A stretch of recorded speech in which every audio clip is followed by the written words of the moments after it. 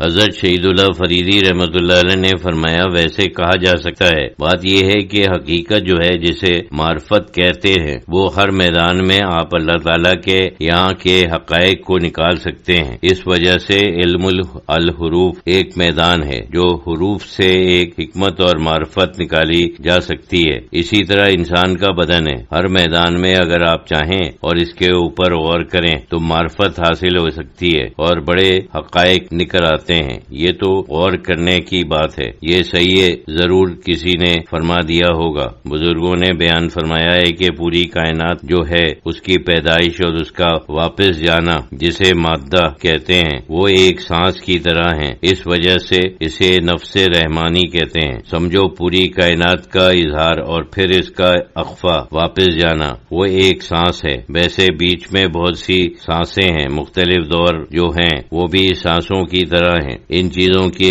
مشاہدے ہیں، یہ تو حقائق ہیں، معرفتیں ہیں۔ بہرحال شریعت کی معرفت سب سے ضروری ہے اور حکمت شریعت کا معلوم کرنا بھی بہت اہم ہے، خصوصاً آج کل کے زمانے میں جبکہ ہر شخص ہر چیز کی وجہ معلوم کرنا چاہتا ہے۔ بعض دفعہ تو خیر زیادتی ہو جاتی ہے، لیکن پھر بھی بنیادی طور پر اچھی بات ہے کہ کوئی نئی بات بھی نہیں ہے۔ ہمارے پرانے بزرگوں نے اس قسم کی چیزیں بیان کی ہیں۔ خنزیر یعنی سور کا گوشت جو حرام ہے، اس کی بھی یہی وجہ ہے کہ اس سے نفس کو بہت تقویت پہنچتی ہے، خاص طور سے اس جانور میں نفسانیت بہت زیادہ ہوتی ہے۔ بے شرمی اور اس قسم کی جو بری نفسانی صفات ہیں وہ بھی اس میں زیادہ ہوتی ہیں، اس وجہ سے بھی منع ہے۔ اگر کوئی سائنٹیفکلی ثابت کرنا چاہے تو یہ کر سکتا ہے، یہ تو اور بات ہے، لیکن وجہ یہ ہے کہ نفس کو زیادہ قوت نہ پہنچے کہ اس میں زیادہ گرمی آ جائے اور اس سے انسان کو نقصان پہنچے۔ آج کل کیلوریز کی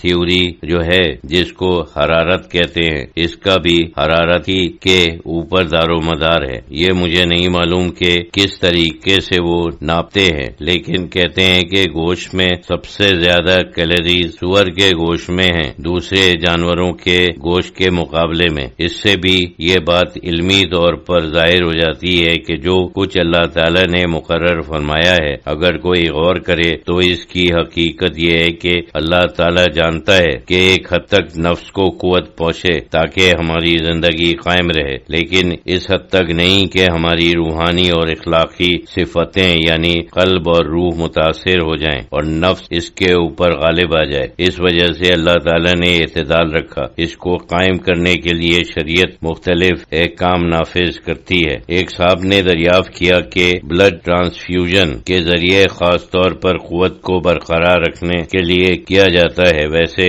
ضرورتاً بھی ہوتا ہے۔ مثلا بہت زیادہ خون نکل گیا ہے، وہاں بلڈ ٹرانسفیوژن ضروری ہو گیا، لیکن قوت حاصل کرنے کے لیے جیسے وائٹامنز لیتے ہیں ویسے یہ لیتے ہیں، یہ بہتا ہوا خون ہے۔ اس کے بارے میں شریعت کا کیا حکم ہے؟ حضرت شہید اللہ فریدی رحمۃ اللہ علیہ نے فرمایا کہ اس قسم کا خون اگر ضرورت سے زیادہ صرف قوت حاصل کرنے کے لیے لیں تو وہ حرام ہے۔ ہاں اگر بہت سا خون نکل گیا اور زندگی بچانے کے لیے خون لیں تو وہ اور بات ہے۔ زندگی بچانے کے لیے یہ ان لوگوں کے لیے جو بہت کمزور ہو چکے ہیں یہ خاص رعایت اور رخصت ہے۔ بعض دفعہ خون بدلے بھی ہیں، اس کا مقصد قوت حاصل کرنا یا غذا حاصل کرنا نہیں ہوتا، لیکن اگر غذا کے طور پر یا قوت حاصل کرنے کے لیے ضرورت سے زیادہ یعنی جب وہ اچھے خاصے تندرست اور قوی ہوں تو میں تو یہ کہتا ہوں کہ یہ حرام ہے، نہیں کرنا چاہیے، کوئی حد بھی تو ہونی چاہیے۔ اصل مقصد تو یہی ہے۔ انہی صاحب نے عرض کیا کہ